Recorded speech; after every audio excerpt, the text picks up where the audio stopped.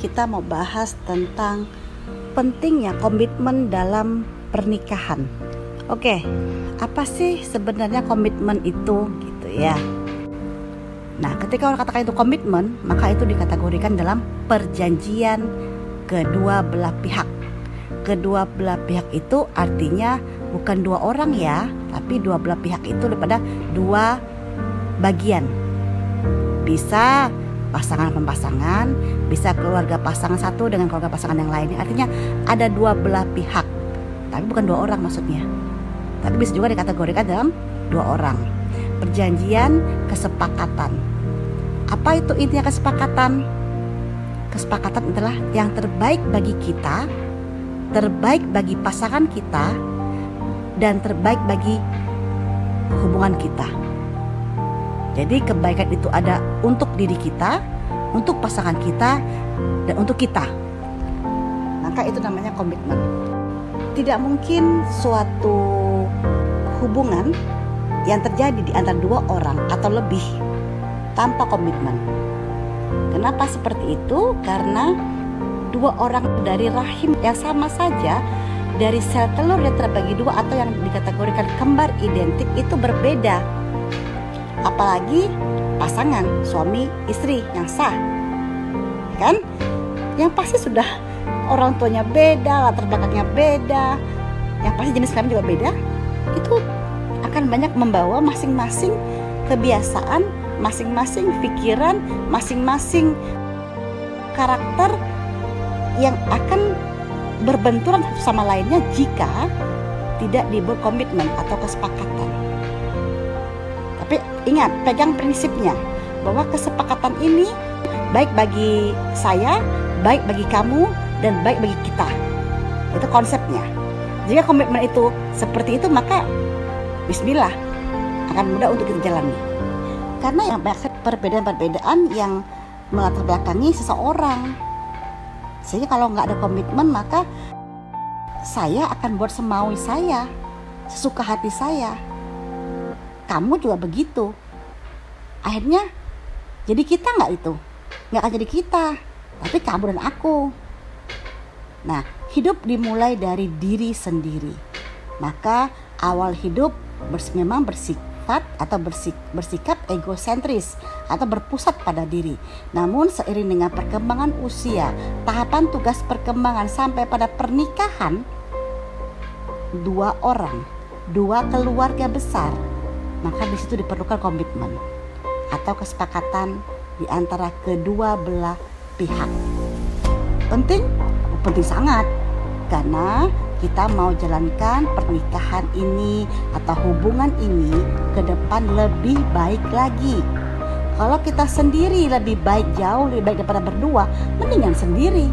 Tapi kita inginkan dengan berdua kita lebih baik lagi, lebih efektif, lebih produktif, dan lebih tinggi nilai ibadahnya. Seperti itu. Nah, mungkin harus diketahui bahwa ketika saya, kamu menjadi kita, itu melebur, tapi bukan berarti hancur. Ingat, kita itu bukan menghancurkan salah satunya atau keduanya, tidak, tapi kita mencari yang terbaik dari salah satunya. Terbaik itu, ingat prinsipnya, terbaik bagi saya, terbaik bagi kamu, terbaik bagi kita, maka kita lakukan. Tidak ada manusia yang sama, sekalipun dia kembar identik, maka perlu penyamaan sinyal. Jika sinyal sudah sama, maka akan terkoneksi, ya kan?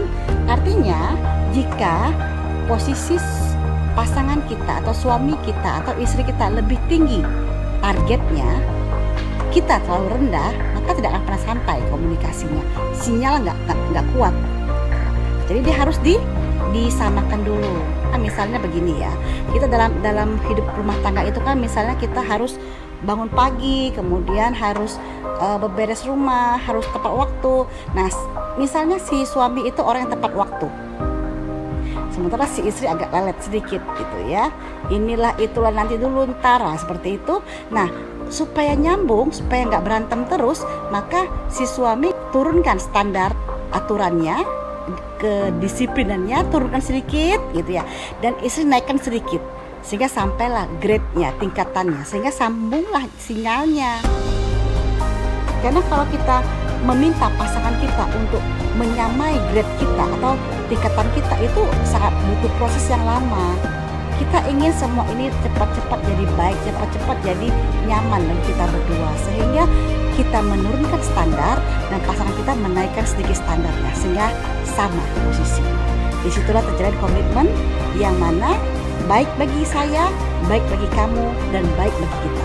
Maka bismillah, kita lakukan. Dalam hubungan, bahkan dengan diri sendiri saja, itu membutuhkan komitmen. Perjanjian pada diri, perjanjian pada orang lain. Itu sangat dibutuhkan. Sehingga ada bentuk penghargaan pada orang lain, bahwa orang lain itu dianggap ada. Bagaimana rasanya kalau kita ada tapi dianggap tidak ada? Abaikan. Karena apa? Karena nggak ada komitmen. Aku istri kamu, aku suami kamu, tapi nggak ada perjanjian, nggak ada komitmen. Jadi nggak ada aturan dong. Nah, ternyata dalam komitmen itu berisikan juga aturan, kesepakatan yang berisikan aturan di antara kita. Supaya apa? Ingat, supaya kita dari aku dan kamu menjadi lebih baik lagi. Dan akhirnya suatu komitmen itu akan bernilai ibadah jika konsepnya itu lillah.